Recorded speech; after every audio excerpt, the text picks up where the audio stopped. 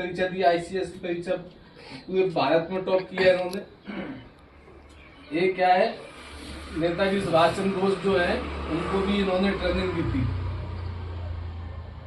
BN Rao साहब ने नेताजी सुभाष चंद्र बोस को भी ट्रेनिंग दी थी। और जो संविधान की रचना हुई तो संविधान सभा का जो गठन हुआ, संविधान सभा का गठन काय के लिए हुआ, संविधान बनाने के लिए। तो जब संविधान बनाने के लिए संविधान सभा का गठन हुआ, उससे पहले इनकी नियुक्ति हो चुकी थी संविधान बनाने के लिए, आप समझ लो।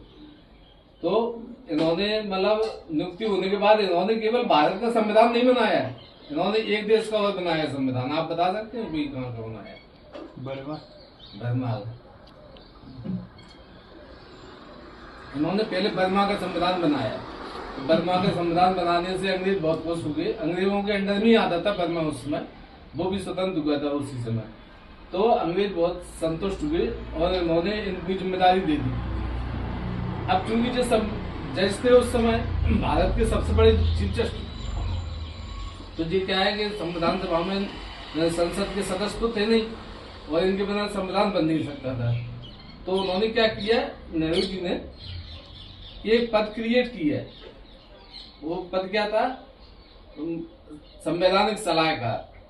तो इनको संवैधानिक सलाहकार का पद, संवैधानिक सलाहकार बनाया। और इन्होंने क्या किया कि पूरा ड्राफ्ट, जिसमें 243 आर्टिकल थे, पूरा ड्राफ्ट इन्होंने तैयार किया। जैसे पहला ड्राफ्ट या मूल ड्राफ्ट कहते हैं, पहला ड्राफ्ट। अब बहुत से लोग कहते हैं कि यार संविधान तो अम्बेडकर जी ने बनाया। एक यही कंफ्यूजन रहता है ना लोग, क्यों अम्बेडकर जी को क्यों बनाया, कैसे बनाया अम्बेडकर जी ने? तो अम्बेडकर जी के बारे में लोग कहते हैं कि उन्होंने संविधान का ड्राफ्ट तैयार किया। अब जब इनने ड्राफ्ट तैयार किया तो अम्बेडकर जी ने कैसे किया? अम्बेडकर जी ने किया तो फिर इनने कैसे किया? एक चीज कंफ्यूजन